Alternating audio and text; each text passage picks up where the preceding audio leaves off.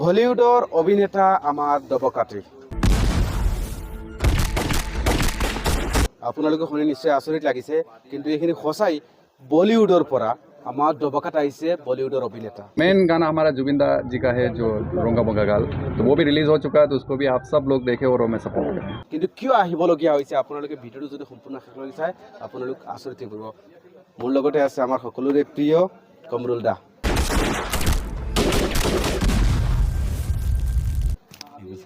আচলতে আজি আপোনাক ওচৰৰ পৰা ভাল লাগিল প্ৰায় মোৰ ভিডিঅ' চাওঁ আপোনাৰ আৰু মাজে সময় লগ হয় কিন্তু এনেধৰণৰ ভিডিঅ' বনোৱা নাই প্ৰথমবাৰ ভিডিঅ' বনাই আছোঁ আচলতে আমি ইয়াত আহিছোঁ আৰু দবকাত যে আমাৰ বলিউডৰ অভিনেতা আহিছে এই উদ্দেশ্যটো কিয় আহিবলগীয়া হৈছে আমাৰ দবকাত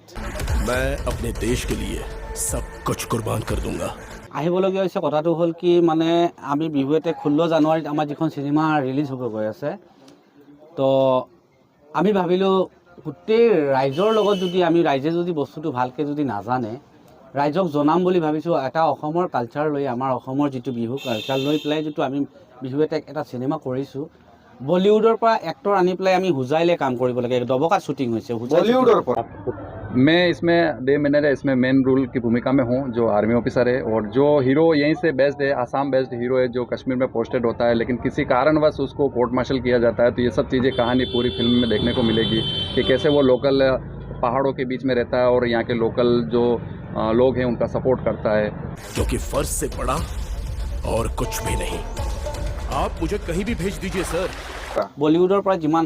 আৰবাজ খান ৰাজা মুৰাদ হিতেন তেজৱানী দেদি শ্বাহ যুক্তি কাপুৰ ৰাহুল দেৱ মীৰ সৰৱাৰ তেওঁলোকৰ নিচিনা বলিউড এক্টৰৰ লগত মই মোৰ নিচিনা সৰু এজন মানুহে কাম কৰিবলৈ চান্স পাইছোঁ সেইটো মোতকৈ বহুত গৌৰৱৰ কথা মোৰ কাৰণে ডাঙৰ কথা मैं जीत कर ही लौटूंगा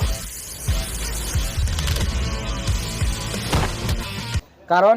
বিহু এটেক চিনেমা আমাৰ যিজন প্ৰডিউচাৰ প্ৰবীৰ কান্ত সাহা তেওঁ একচুৱেলি যি